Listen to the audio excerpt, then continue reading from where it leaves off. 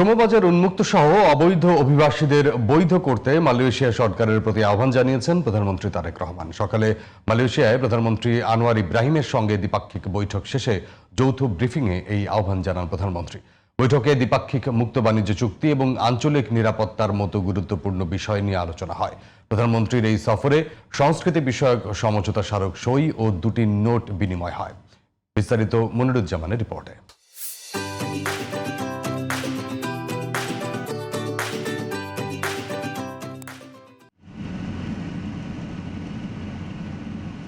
বাংলাদেশ ও মালয়েশিয়ার দ্বিপাক্ষিক সম্পর্কে নতুন মাইল ফলক উন্মোচন হয়েছে প্রধানমন্ত্রী তারেক রহমানের 2 দিনের সফরে। সরকার প্রধান হিসেবে প্রথম রাষ্ট্রীয় সফরে রোববার সকালে তারেক রহমানকে মালয়েশিয়ার প্রশাসনিক রাজধানী পুত্রজায়ায় প্রধানমন্ত্রীর কার্যালয়ে অভ্যর্থনা জানান আনোয়ার ইব্রাহিম। মালয়েশিয়ার সশস্ত্র বাহিনীর একটি সুসজ্জিত দল তারেক রহমানকে গার্ড অব অনার প্রদান করে। আনুষ্ঠানিকতা শেষে প্রথমে প্রধানমন্ত্রী তারেক রহমান ও আনোয়ার ইব্রাহিম একান্ত বৈঠকে বসেন। পরে দুই দেশের উচ্চ পর্যায়ের প্রতিনিধি দল দ্বিপাক্ষিক আলোচনায় অংশ নেয়। বৈঠক শেষে দুই দেশের সরকার প্রধানের উপস্থিতিতে সংস্কৃতি ও বিনিয়োগ সহ একাধিক সমঝোতা স্মারক ও চুক্তি স্বাক্ষর করা হয়। পরে যৌথ সংবাদ সম্মেলনে অংশ নেন প্রধানমন্ত্রী তারেক রহমান এবং মালয়েশিয়ার প্রধানমন্ত্রী আনোয়ার ইব্রাহিম। বাংলাদেশের উন্নয়ন ও অগ্রযাত্রায় তারেক রহমানের পাশে থাকার আশ্বাস দেন মালয়েশিয়ার প্রধানমন্ত্রী।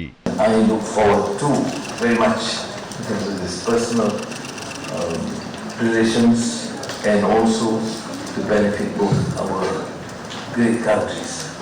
প্রধানমন্ত্রী তারেক রহমান আতিথেয়তার জন্য মালয়েশিয়া সরকারকে ধন্যবাদ জানান। একই সাথে আসিয়ানে বাংলাদেশের অন্তর্ভুক্তির ক্ষেত্রে মালয়েশিয়ার জোরালো সমর্থন প্রত্যাশা করেন।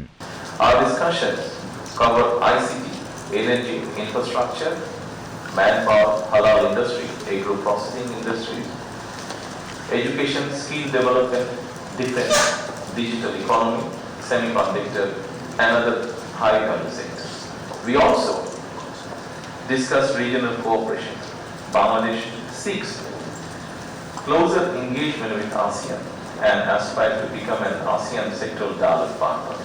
বাংলাদেশের শ্রমবাজারের উন্নয়ন, দ্বিপাক্ষিক বাণিজ্য প্রসার সহ রোহিঙ্গা ইস্যুতে বৈশ্বিক জনমত তৈরিতে আনোয়ার ইব্রাহিমের সহায়তা চান Tarique Rahman. I requested His Excellency Prime Minister Anwar Ibrahim to consider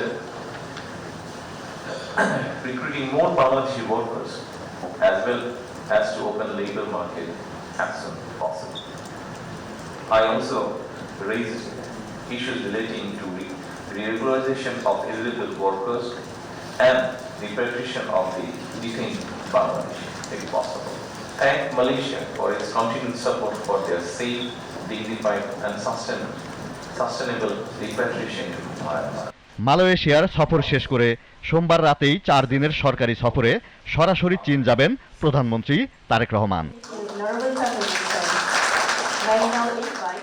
Moniruzzaman, GTV news.